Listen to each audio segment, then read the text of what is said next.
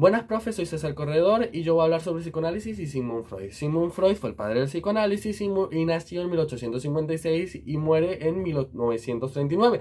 Él introduce el término del inconsciente y según él el comportamiento humano estaba determinado por una serie de recuerdos, pensamientos, ideas reprimidas.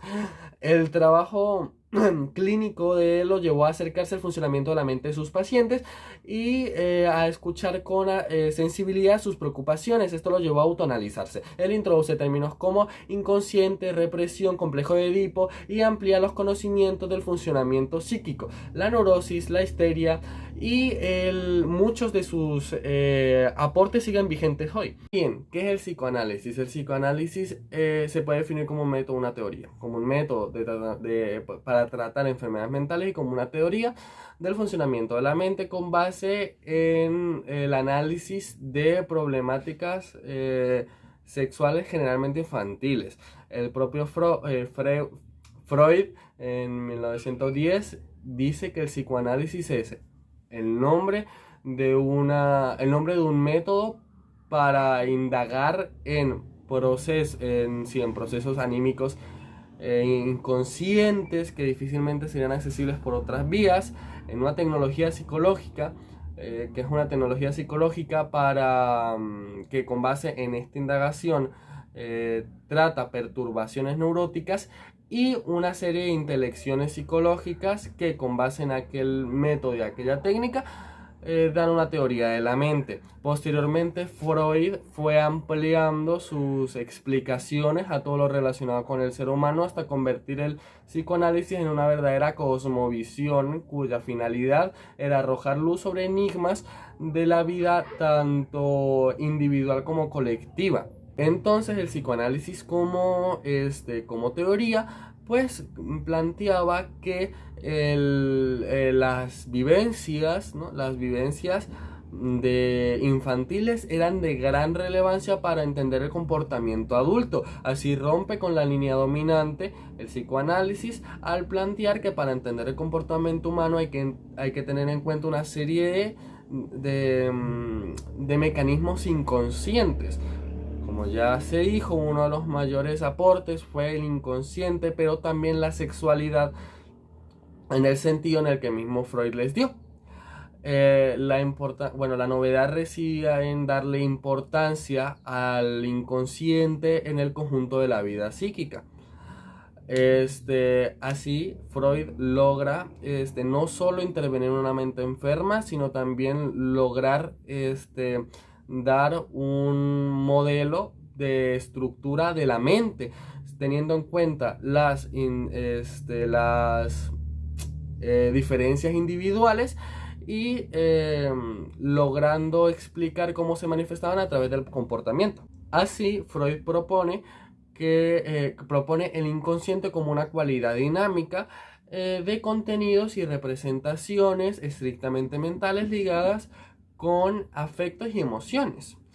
Esto fue un cambio metodológico y conceptual revolucionario. Se rompe con la identificación mente-conciencia, se reestructura el objeto de la psicología, se amplía el campo de los fenómenos psíquicos, incluso se da un método de tratamiento de producciones psíquicas, tanto patológicas como sanas. Freud, al analizar sus pacientes, se dio cuenta de varias cosas, entre ellas la importancia de los acontecimientos de la infancia en la vida adulta, así como el desarrollo psicosexual y la interpretación de los sueños. Fue tanto así que Freud después plantea unas etapas del desarrollo psicosexual, las cuales ahorita hablaré de ellas, ¿no? La anal, la fálica, la oral, ¿no?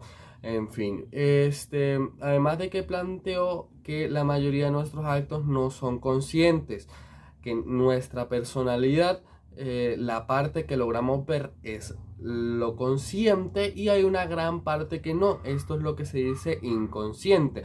En la personalidad también planteó que era una interacción de fuerzas y mecanismos intrapsíquicos, en donde el líbido, ¿no? El impulso sexual, era de gran relevancia en el desarrollo de la personalidad. Freud pensó que dejar que la persona dijera lo primero que le llegara a la mente era el camino para tratar de expresar y liberar sentimientos o recuerdos dolorosos originados generalmente en la infancia. Pues si el individuo expresaba su vida, era más fácil aceptar su propio yo, ¿no? El carácter de Freud en sus investigaciones era clínico y él se basaba en la observación de pacientes y sus datos los extrapolaba a la población. Freud sostenía que existían diversos niveles en la conciencia, ¿no? Lo consciente, lo cual eran ideas, pensamientos de fácil acceso, los cuales estaban presentes, o sea, eran conscientes, un preconsciente, los cuales eran ideas, pensamientos, deseos, de los cuales no se era consciente o no se es consciente, pero de fácil acceso, y un inconsciente, los cuales eran ideas, pensamientos, deseos reprimidos, innatos, reprimidos, y estos se asociaban al principio del placer, mientras lo consciente se asociaba o se asocia al principio de la realidad. ¿Qué son estos principios? El principio del placer era la tendencia, ¿no?, del humano hacia la satisfacción y a evitar el dolor, ¿no? Y el de realidad es la renuncia del yo al placer, quizás moldeado por la cultura, al placer instantáneo, en favor al placer futuro. Freud introduce entre el consciente y el preconsciente la censura, la cual era la represión de deseos agresivos sexuales, y la cual solo se descansaba en el momento del sueño, y se representaban ahí en los sueños los deseos. De ahí la importancia de la interpretación de estos. De luego, a partir de 1920, Freud comienza a defender la división de la personalidad en yo, superyo y ello. El ello, que era la parte más impulsiva, la que buscaba la satisfacción inmediata, ¿no? Ya sea supervivencia, agresión, reproducción, ¿no? El yo, que era la parte más racional y realista de la personalidad, conformada por lo consciente como procesos intelectuales, y lo inconsciente como mecanismo de defensa, y cuya finalidad era la autoconservación, la adaptación a la realidad, y el super yo, el cual era la internalización de la infancia de los conceptos morales, de los valores, ¿no? Que busca además, o bueno, que reprime el ello, ¿no? Ahora, para hablar del desarrollo psicosexual, Freud planteó algunas fases, ¿no?, de este desarrollo, las cuales tienen que ver con una parte del cuerpo, una zona erógena, la cual pues le daba placer o satisfacía el líbido, ¿no? Para entender la sexualidad, Freud no la reducía solo a los genitales, sino para Freud era una función corporal que buscaba dar placer. De ahí que los niños tuvieran necesidades sexuales. Estas fases eran: la primera, la oral, la cual eran los primeros 18 meses, se basaban en que los niños prácticamente todos se lo metían a la boca, y era la zona del cuerpo por la cual sentían placer, o bueno, se satisfacía el líbido. Si no se dejaba, podía generar o puede generar fijaciones. La segunda fase sería la anal, la cual tiene que ver con la defecación, el controlar esfínteres, entre otras, ¿no? Esto lo considera Freud como una actividad relacionada al placer y a la sexualidad. La siguiente etapa es la etapa fálica. En esta etapa va de los 3 a los 6 años. La zona erógena son los genitales. La actividad más placentera es la urinaria, y comienza a haber cierto interés entre las diferencias de niños y niñas, comenzando por los genitales y después culminando en formas de ser o formas de vestir. También tiene que ver el complejo de Edipo en esta fase, que es el enamoramiento hacia el rol de madre, y el odio o miedo hacia la figura del padre. Y después esto fue adaptado hacia las niñas, y de ahí sale el complejo electro, que eso fue introducido por Jung. Después viene la siguiente fase, que es la de latencia, de los 7 años el inicio de la pubertad. Aquí hay una congelación de la experimentación de la sexualidad del joven, y nace un pudor o vergüenza de hablar de la sexualidad. En esta fase no hay una zona erógena relacionada. La última etapa del desarrollo psicosexual sería la etapa genital, en donde la zona erógena vuelven a ser los genitales, pero ahora se cumplen ciertas condiciones para una vida sexual más abstracta de apego con otras personas. Es el inicio de la vida sexual adulta. Va desde la pubertad hasta en adelante, va de la pubertad en adelante, ¿no? Y ahora el deseo sexual no se puede reprimir o ocultar tan fácil como en otras fases. Aquí el líbido puede tomar puede desarrollarse hacia algún objeto de deseo. Esto puede ser con gran intensidad, esto puede ser personas u objetos o cosas, ¿no? Y bueno, en estas fijaciones que ocurren desde la infancia son condicionan la vida adulta, generando algún tipo de adicción a este objeto, ¿no? Y bueno, aunque Freud también amplía el concepto a también quedarse en alguna fase, ¿no? De las que ya se nombraron. Realmente estas teorías y estos postulados de Freud fueron de gran importancia, no solo si uno está de acuerdo o no está de acuerdo con la teoría, ya que la importancia no solo reside ahí, sino en trabajos posteriores en donde Freud fue refutado o incluso la teoría del psicoanálisis fue extendida como tal. Buenas tardes, mi nombre es Ley Delgado y les voy a hablar sobre el conductismo condicionamiento clásico. Una de las características más importantes de este tipo de aprendizaje es que implica respuestas automáticas o reflejas, no conductas voluntarias. A diferencia del condicionamiento operante o instrumental, se denomina condicionamiento clásico a la creación de una conexión entre un estímulo nuevo y un reflejo ya existente. Por tanto, es un tipo de aprendizaje según el cual un estímulo originalmente neutro que no provoca una respuesta llega a poder provocarla gracias a la conexión asociativa de este estímulo con el estímulo que normalmente provoca dicha respuesta. El condicionamiento clásico sentó las bases del conductismo, una de las escuelas más importantes de la psicología, y nace como consecuencia de los estudios de Pavlov, un psicólogo ruso que se interesó por la filosofía de la digestión, especialmente en los reflejos de salivación en perros. En este caso sería el famoso experimento de los perros de Pavlov, el reflejo condicionado. Las investigaciones de Pavlov son una de las bases de la ciencia del comportamiento. En sus investigaciones iniciales, Pavlov había observado que tras poner alimentos en la boca del perro que estaba investigando, este empezaba a segregar saliva. Pavlov denominó este fenómeno como reflejo de salivación. Al realizar el experimento en repetidas ocasiones, observó que su presencia, la del propio Pavlov, causaba que el perro empezara a segregar saliva sin tener la comida presente, pues había aprendido que cuando Pavlov se presentaba en el laboratorio iba a recibir comida.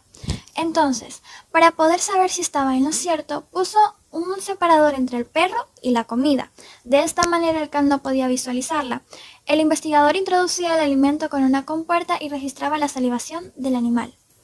Más adelante, Pavlov empezó a aplicar distintos estímulos auditivos y visuales, que entonces eran neutros, justo antes de servirle la comida al perro. Sus resultados indicaron que, tras varias aplicaciones, el animal asociaba los estímulos condicionados con la comida. Pavlov llamó reflejo condicionado a la salivación que procedía tras esta asociación. Observaciones sobre el condicionamiento clásico son el estímulo incondicionado, que es un estímulo que de manera automática provoca una respuesta del organismo. La respuesta incondicionada es la respuesta que ocurre en el organismo de manera automática cuando está presente un estímulo incondicionado. Para Pavlov sería la cantidad de saliva que el perro saciaba cuando se le presentaba la comida. El estímulo neutro es un estímulo que cuando está presente en el medio no provoca ningún tipo de respuesta en el organismo. Cuando un estímulo neutro sea asociado temporalmente con un estímulo incondicionado, este pasa a ser estímulo condicionado, ya que es capaz por sí mismo de provocar una respuesta parecida a la que provoca el estímulo incondicionado. La respuesta condicionada es la respuesta que aparece al presentarse solo el estímulo condicionado. Para Pavlov sería la cantidad de saliva que segregaban los perros cuando se les presentaba solo el estímulo auditivo y visual. Generalmente la respuesta condicionada es más débil que la respuesta incondicionada y tiene una mayor latencia, es decir, tarda más en darse una vez que el estímulo está presente.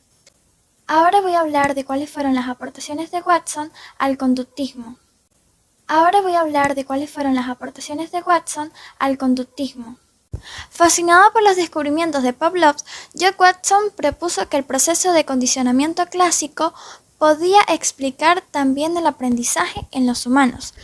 Como conductista clásico, pensó que las emociones también se aprendían mediante la asociación condicionada, y de hecho, pensó que las diferencias en el comportamiento entre humanos eran provocadas por las distintas experiencias que vivía cada uno.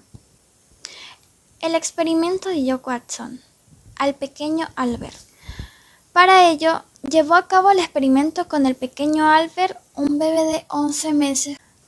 Pretendió averiguar si es posible condicionar a un animal cuando éste se asocia con un ruido fuerte, un ejemplo, golpe de martillo sobre una tabla metálica, que provoca una respuesta de miedo. La asociación del golpe de un martillo sobre la tabla de metal, estímulo incondicionado, y la presencia de una rata blanca, estímulo condicionado, que previamente era un estímulo neutro, acabó por provocar una respuesta emocional de miedo, respuesta condicionada, ante la sola presencia de la rata, demostrando así que el miedo podía ser aprendido por condicionamiento clásico.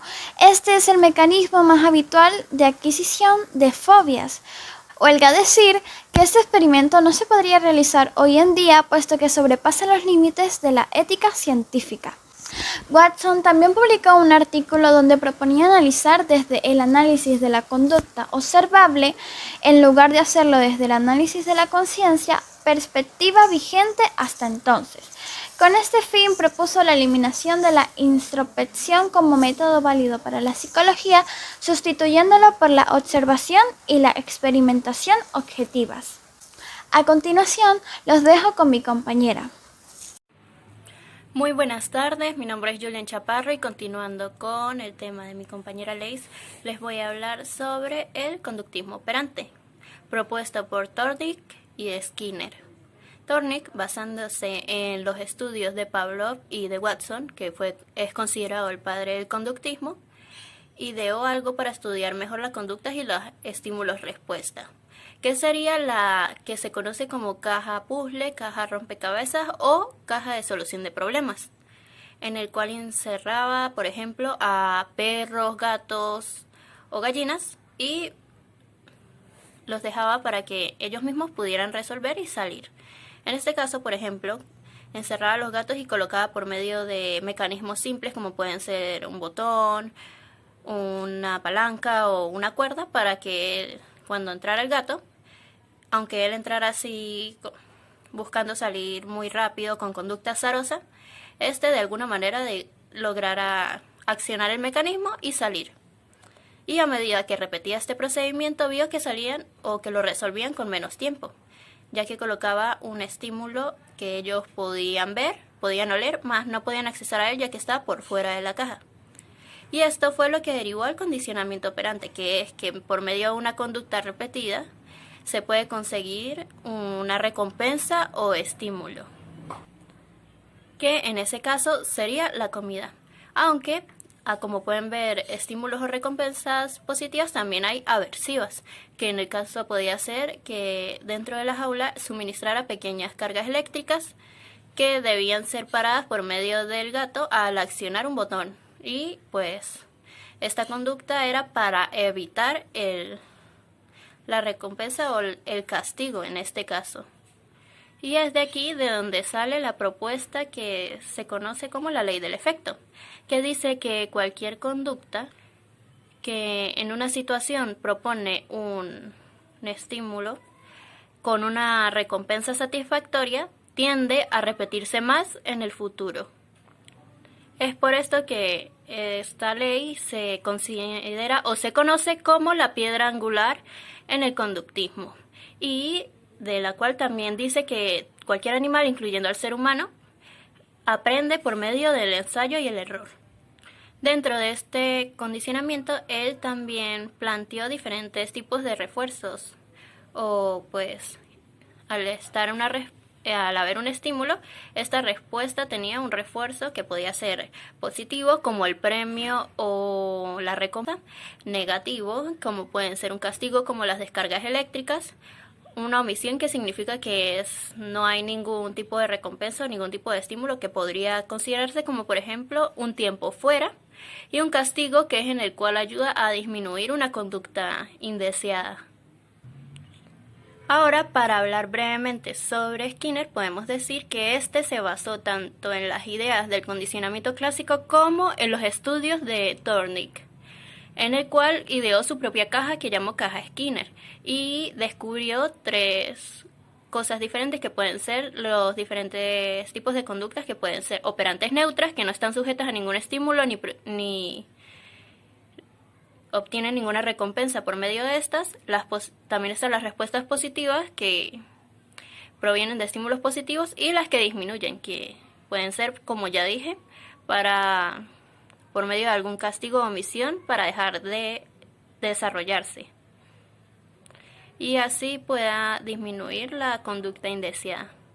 Es por eso que, aparte de estas cosas, él también plantea un modelamiento y modificación de la conducta, que pueden servir, en el caso de los humanos, para muchos problemas o adicciones, o incluso en el ámbito educativo, ya que lo que plantea es modificar por medio de estos estímulos respuestas, y que no necesariamente las conductas provienen necesariamente del exterior, sino que pueden ser influenciadas a lo largo que va creciendo o desarrollándose el individuo. Gracias.